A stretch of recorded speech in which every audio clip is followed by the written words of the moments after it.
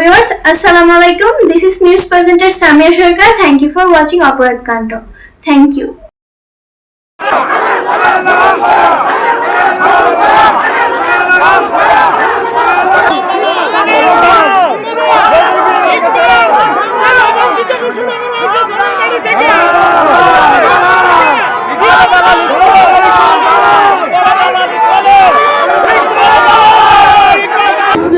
সভাপতির যে দুর্ব্যবহার যে আচরণ করেছে ইকবাল, তার বিচারের জন্য আজকে আমরা এই প্রতিবাদ সভার অনুরোধ জানাচ্ছি।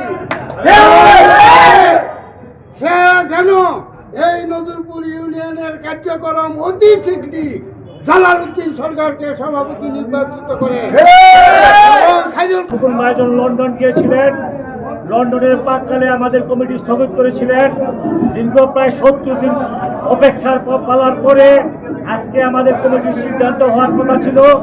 আমাদের অভিভাবক নজরপুর ইউনিয়নের অহংকার জননেতা জনাব জালালউদ্দিন সরকার এখানে ফুকুন ভাইয়ের অফিসে ছিলেন। ফুকুন ভাইয়ের সাথে নিয়ে আমরা সিদ্ধান্ত নিয়েছিলাম ভাইয়ের মাধ্যমে, আমাদের নেতা জনাব ফুকুন ভাইয়ের মাধ্যমে আমরা আজকে একটা সদস্য সিদ্ধান্ত বসতে পারবো। এই অপেক্ষা পাওয়া ছিল, কিন্তু যাক যে কোনো কারণবশত আমাদের প্রিয় অভিভাবক উনি কাঁঠালে গিয়েছেন নির্বাচনী প্রচারণায়, ওনার আসতে হয়তো দেরি হচ্ছে।